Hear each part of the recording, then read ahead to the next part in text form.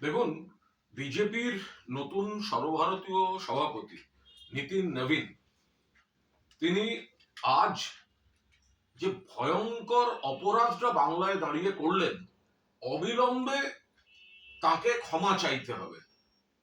তিনি বক্তৃতা করতে গিয়ে বলছেন রবীন্দ্রনাথ ঠাকুর শান্তির জন্য নোবেল পুরস্কার পেয়েছিলেন।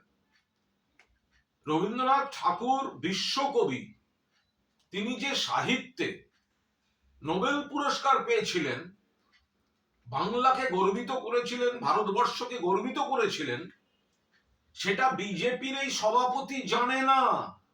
বলছে শান্তি পুরস্কার, সাহিত্যের অবদান নয়। গীতাঞ্জলি বা সং অফারিংস এর নামই শোনেনি এই নীতিন নবীন। বিজেপি বাংলার মনীষীদের সম্মান করে না, বাংলার সংস্কৃতি, বাংলার ঐতিহ্য, বাংলার ইতিহাস এরা সম্মান করে না, বাংলা ভাষাকে সম্মান করে না, বাংলাকে প্রতিনিয়ত অপমান করে। সবচেয়ে বড় কথা, এরা বাংলা যে কতভাবে দেশকে গর্বিত করেছে, সমৃদ্ধ করেছে, এরা তার খবর পর্যন্ত রাখার প্রয়োজন মনে করে না। এটা কোথাকার সভাপতি? এটা কোন দেশের লোক যে বক্তৃতা করে বলছে বিজেপির নাকি সভাপতি যে রবীন্দ্রনাথ ঠাকুর শান্তি পুরস্কার পেয়েছিলেন নোবেলে? ওনার উচিত বিবৃতি দিয়ে ক্ষমা চাওয়া। বাংলার কাছে, বাঙালির কাছে, রবীন্দ্র অনুরাগীদের কাছে, ভারতবাসীর কাছে কোথাকার লোক এটা যে রবীন্দ্রনাথ ঠাকুর কিসে নোবেল পেয়েছিলেন সেইটা পর্যন্ত জানে না? এই লোকটা কোথাকার যে গীতাঞ্জলি বা সং অফারিংস শোনেনি, জানে না? বিজেপির সভাপতি এরা ভোটের সময় জ্ঞান দিতে আসবে? এরা ভোটের সময় এসে বাংলা দখল করার হুমকি দেবে?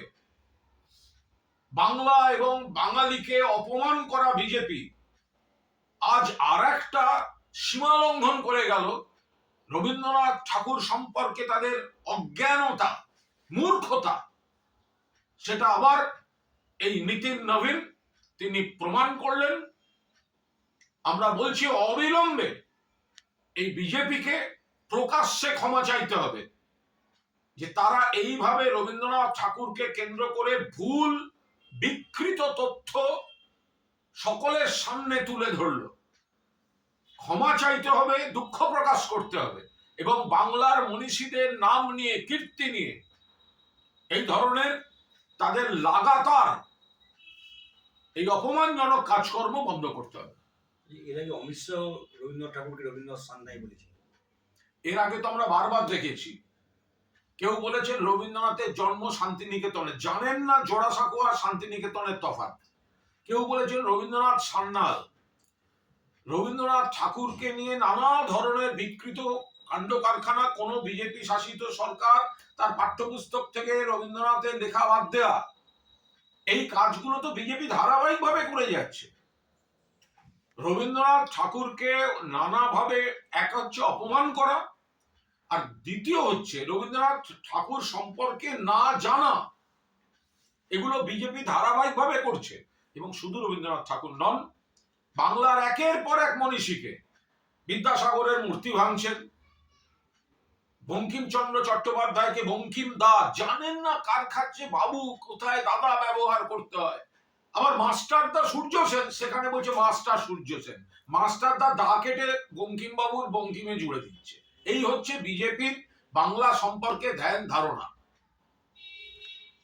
অজিত পাওয়ার আজকে বিমান দুর্ঘটনায় মারা গেছেন। মুখ্যমন্ত্রী ইতিমধ্যে তদন্ত দাবি করেছেন। তিনি বলছেন যে বিজেপি হাত ছাড়তে চেয়েছিলেন অজিত পাওয়ার, তার জন্য এরকম ঘটনা কিন্তু খুঁটিয়ে দেখতে হবে। দেখুন, এখানে মুখ্যমন্ত্রী যা বলার সেটাই আমাদের পার্টির বক্তব্য। মাননীয় মুখ্যমন্ত্রী যা বলেছেন, অজিত পাওয়ার যেভাবে মৃত্যু হয়েছে অত্যন্ত দুঃখজনক। একজন এইভাবে একটা বিমানের পরিণতি। এই অজিত পাওয়ারের বিরুদ্ধে একসময় বিপুল কোটি কোটি টাকার দুর্নীতির অভিযোগ এনেছিল বিজেপি। পরবর্তীকালে একেই আবার বিজেপিতে নেয়। আমরা বলেছিলাম যে তখন এটা কি ওয়াশিং মেশিন, যে যাদের বিরুদ্ধে বিজেপি অভিযোগ করছে তাদেরকেই আবার দলে নিচ্ছে। এরপর সম্প্রতি কিন্তু একটা বিপজ্জনক বিজেপির পক্ষে তথ্য সামনে এসেছিল। শিবসেনার সম্ভবত সঞ্জয় রাউত তিনি জানিয়েছিলেন যে এই অজিত পাওয়ার তিনি আবার বিজেপি সঙ্গ ছেড়ে দেওয়ার কথা ভাবছেন এবং তিনি আবার বিজেপি বিরোধী মহাগঠবন্ধনে তাদের সঙ্গে সুসম্পর্কে আসার কথা ভাবছেন। এর মধ্যে আচমকা এই দুর্ঘটনা। আমরা এই দুর্ঘটনা বারবার দেখেছি। গুজরাট মামলায় রায় দেওয়ার আগে বিচারপতি লোয়া প্রাথমিক সকালবেলা প্রাতঃ ভ্রমণে বেরিয়েছিলেন, সেখানে রহস্য মৃত্যু। আমরা দেখেছি সেনাপ্রধান বিপিন রাওয়াত মৃত্যু। আমরা দেখেছি গুজরাটের প্রাক্তন মুখ্যমন্ত্রী তিনি বিশেষ কারুর বিরোধী বিজয় রূপানী, তার বিমান দুর্ঘটনায় মৃত্যু। আবার আজ দেখলাম আমরা অজিত পাওয়ার যিনি বিজেপির সংস্রব ছেড়ে বিকল্প জায়গায় যাওয়ার কথা ভাবছিলেন বলে সামনে এসেছিল, তার মৃত্যু। ফলে এর যথাযথ তদন্ত প্রয়োজন আছে, মুখ্যমন্ত্রী তদন্তের দাবি জানিয়েছেন। ইলেকশন কমিশন 5টি ভোটমুখী রাজ্যে 25 জনকে অবজারভার হিসেবে নিয়োগ করেছে। সেখানে দেখা যাচ্ছে যে 25 জনের মধ্যে 15 জনই বাংলার এবং নজিরবিহীন ভাবে সেখানে স্বরাষ্ট্র সচিবের পর্যন্ত নাম রাজ্যের। দেখুন, বিজেপির দলদাস হচ্ছে এই কেন্দ্রের নির্বাচন কমিশন। যেন তেন প্রকারে বিজেপিকে রাজনৈতিক সুবিধা পাইয়ে দেওয়ার জন্য নানা রকম কারচুপি এবং অনৈতিক কাজ করে যাচ্ছে এই নির্বাচন কমিশন। অন্য রাজ্যে করছে না, বাংলার জন্য আলাদা নিয়ম। বাংলাকে যেভাবে ভোটার লিস্টে কারচুপি, বৈধ ভোটারদের নাম বাদ, বৈধ ভোটারদের হয়রানি, মৃত্যুর মিছিল, বিএলওদের বিপর্যস্ত করে ফেলা, এই যে চালাচ্ছে গোটা জিনিসটা, সেখানেই আবার বারবার অমুক পর্যবেক্ষক, ওই মাইক্রো পর্যবেক্ষক, যত রকম ভাবে প্রভাবিত করা যায় বিজেপির অনুকূলে এই ভোট মেশিনারিকে এবং ভোটার তালিকাকে কারচুপি, তার চেষ্টা করে যাচ্ছে এই নির্বাচন কমিশন। বুঝবে কত ধানে কত চাল। মমতা বন্দ্যোপাধ্যায় দিল্লি যাচ্ছে। আপনাদের একটা ডিজিটাল যোদ্ধা ক্যাম্পেইন ছিল, বিজেপিও আজকে ডিজিটাল যোদ্ধা ক্যাম্পেইন শুরু করে দিল। বিজেপি তো পুরোটাই তো কপি ক্যাট, নকল করে চলে। বাংলায় মমতা বন্দ্যোপাধ্যায় মাননীয় মুখ্যমন্ত্রী একের পর এক তার উদ্ভাবনী চিন্তা থেকে মানুষের উপকারের জন্য এক একটা প্রজেক্ট তৈরি করেন। কখনো কন্যাশ্রী করেন, কখনো লক্ষ্মীর ভান্ডার করেন, এরকম অনেক প্রজেক্ট করেছেন। 93টা প্রজেক্ট চলছে সামাজিক সুরক্ষা। যখন শুরু হয় তখন এরা বিরোধিতা করে, তখন বিজেপি বিরোধিতা করে এবং পরবর্তীকালে দেখা যায় বিজেপি রাজ্যগুলোতে বা বিজেপি প্রভাবিত জায়গায় সেগুলোকে নকল করা হচ্ছে। তো এক্ষেত্রেও তাই, বিজেপি তো পুরো দস্তুর তৃণমূলকে নকল করার চেষ্টা করছে। এটা কপি ক্যাট। তো মানুষ জেরক্স কপি নেবেন কেন? মানুষ তো আসল নেবেন। Mamata Bandyopadhyay original, one and only. এই প্রসঙ্গে বলি, আপনাদের একটা স্লোগান আছে এবারে, যতই করো হামলা আবার জিতবে বাংলা। তারা পাল্টা বলছেন, যতই করো হামলা বিজেপি নেবেই বাংলা। দেখুন, এগুলো হচ্ছে পুনরাবৃত্তি, মানে ব্যর্থ স্লোগানের পুনরাবৃত্তি ওদের। কারণ 21 সালে আব কি বার 200 পার হয়নি। 23 সালে বলেছিল জেলা পরিষদ জিতবে, হয়নি। 24 সালে বলেছিল বাংলায় লোকসভার সিট বাড়াবে, বিজেপি কমে গেছে, তৃণমূল বেড়ে গেছে। ফলে প্রত্যেক ভোটের সময় এক প্রস্থ নাটক করা, তৃণমূলকে নকল করা, তৃণমূলকে একটা ব্যর্থ নকলের চেষ্টা করা, কোথাও স্লোগান। আজ তো ওই নীতিন নবীন উনি তো বলে বসেছেন জয় বেঙ্গল। তো জয় বাংলা তো তৃণমূলের স্লোগানটাও তো পর্যন্ত নকল করতে হচ্ছে। আজকে তো ওর মুখ থেকে জয় বাংলায় বেরিয়ে গেছে। তো জয় বাংলায় যদি বেরিয়ে যায়, সে তো আমাদের অভিষেক বন্দ্যোপাধ্যায় অনেক আগে বলেছিলেন তোমাদেরকে আমরা 26-এর নির্বাচনে জয় বাংলা বলিয়ে ছাড়বো। সেই কথাটা তো মিলে গেল, জয় বাংলাই তো বলতে হলো। তাহলে এতদিন বলেননি কেন? আর যারা জয় বাংলা বললে আপত্তি করছিলেন, তৃণমূল যখন জয় বাংলা বলে যারা আপত্তি করছিলেন বিজেপির নেতারা, তারা আজকে কি বলবেন? আপনাদের সভাপতি তৃণমূলের স্লোগান নকল করছেন। বাংলার মন পেতে তৃণমূলের স্লোগান নকল করে মমতা বন্দ্যোপাধ্যায় বলেন জয় বাংলা, অভিষেক বন্দ্যোপাধ্যায় বলেন জয় বাংলা।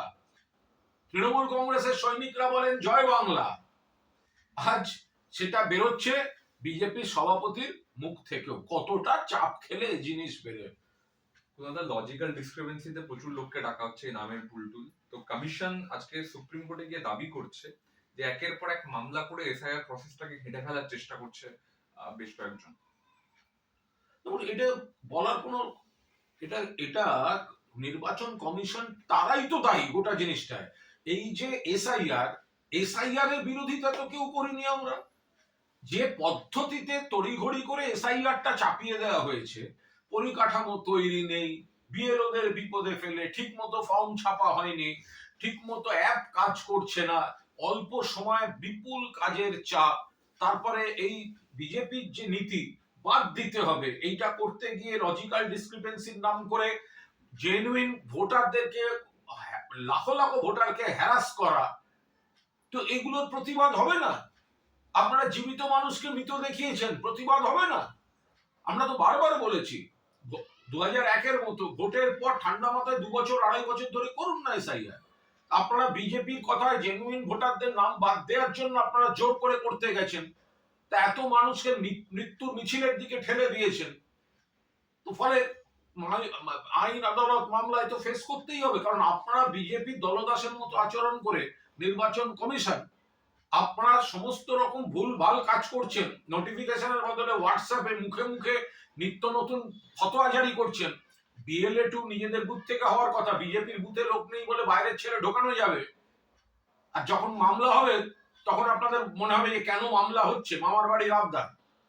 কুনালদা 4 বছর পর সিঙ্গুরে মুখ্যমন্ত্রী গেছেন, প্রশাসনিক সভা করছেন, ঘাটাল মাস্টার প্ল্যান উদ্বোধন করছেন। বিজেপি বলছে যেহেতু মোদী গেছিলেন তাই 4 বছর পরে মমতাকে যেতে হয়েছে।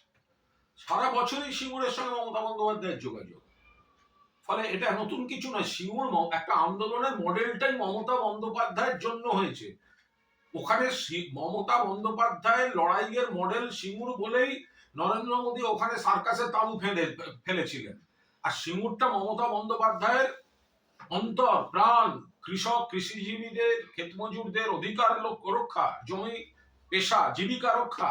এই আন্দোলনটা দিল্লিতে উনি যাচ্ছেন এসআইআর নিয়ে বড় আন্দোলন করতে, সিঙ্গুরের মাটিকে প্রণাম করে গেছেন। সারা দেশ সিঙ্গুরের মডেলকে কৃষকরা আন্দোলনের পথ হিসেবে গ্রহণ করেছিলেন। সুতরাং বিজেপির এই অসার কথাবার্তার কোথাও কোনো মূল্য নেই। আজকে জনসভাটা দেখেছেন, জনসমুদ্র সিঙ্গুর। তো শুভেন্দু অধিকারী বলছেন যে ব্যাডেনকে ছেড়ে গুডেমের কাছে যাচ্ছি, রতন টাটা বলেছিলেন। উনি ওখানে সরষে ছড়িয়েছেন, কিছুই হয়। রতন টাটার সানন্দের ন্যানো কারখানাটা এখন কেউ একবার গেছেন? ন্যানোটা কি হচ্ছে ওখানে, না কারখানাটা বন্ধ আছে? এই তথ্যগুলো একটু শুভেন্দু অধিকারীকে নিতে বলুন, সকলে সেটা দেখুক, সবাই সেটা জানুক যে এখানে সিঙ্গুরে কখনোই মমতা বন্দ্যোপাধ্যায় বা তৃণমূল কংগ্রেস শিল্প বা টাটার বিরুদ্ধে বলেনি। বলেছে শিল্পের জমিতে শিল্প হবে। 3 ফসলি কৃষি জমি সরকার জোর করে অধিগ্রহণ করতে আমরা দেব না, কারণ এর সঙ্গে বহু কৃষক, কৃষিজীবী পরিবার, ক্ষেত মজুরের পরিবার জড়িত, জমির অধিকার জড়িত। এটা কৃষি নীতি, শিল্পনীতি এবং জমি নীতির বিষয়।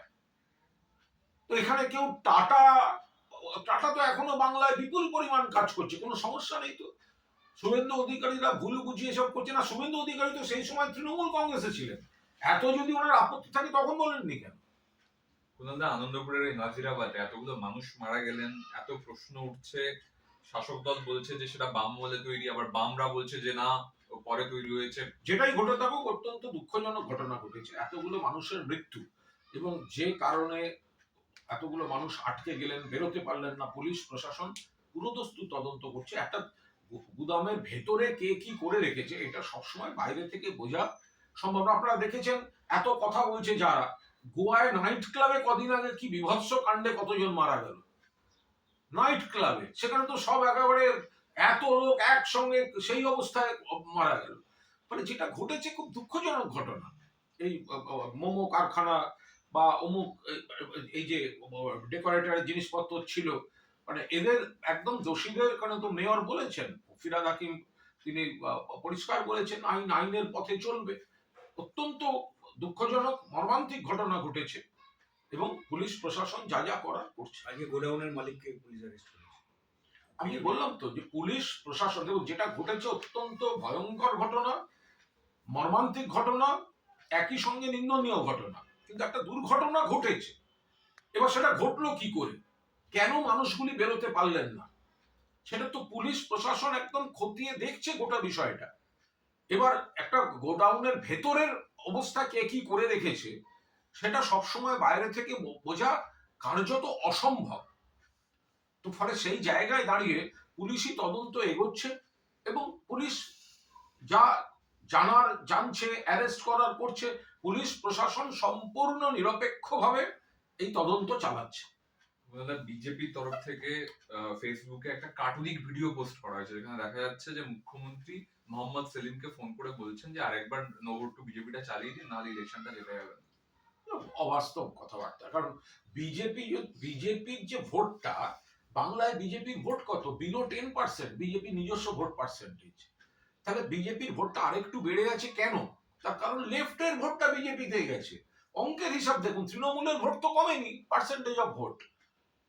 তাহলে সিপিএম এর যতটা ভোট কমেছে বা পার্টি কংগ্রেসের যতটা ভোট কমেছে, সেই পার্সেন্টেজটা দেখুন বিজেপিতে অ্যাড হয়েছে।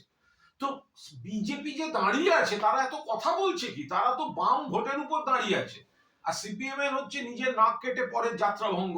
তৃণমূলকে হারাতে পারবো না, তৃণমূল আমাদের হারিয়েছে, সেই রাগে আমি লাল ঝান্ডা নিয়ে ধর্মতলা মিছিল করতে পারি, কিন্তু বাড়ি গিয়ে চুপি চুপি আমি বিজেপিকে ভোট দেবো। তো এই করতে গিয়ে লেফটের ভোটটা ক্রমশ কমেছে, আর বিজেপির কিছুটা বেড়েছিল, এই তো এই পর্যন্ত। ফলে বিজেপির লেফট নিয়ে বড় বড় কথা মুখে বানায় না।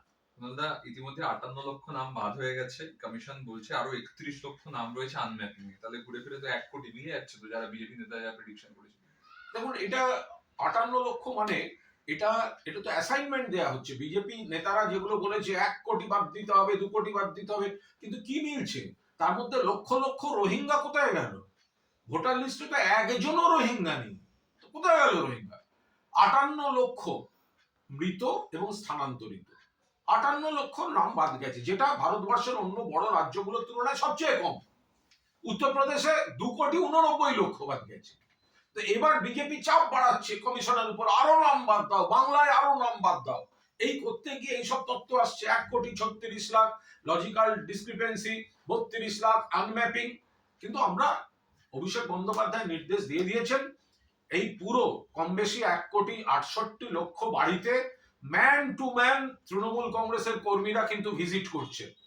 তাদের পাশে আমরা দাঁড়াচ্ছি, কোনোভাবে কোনো বৈধ ভোটারকে আমরা তালিকা থেকে বাদ দিতে দেব না। Thank you.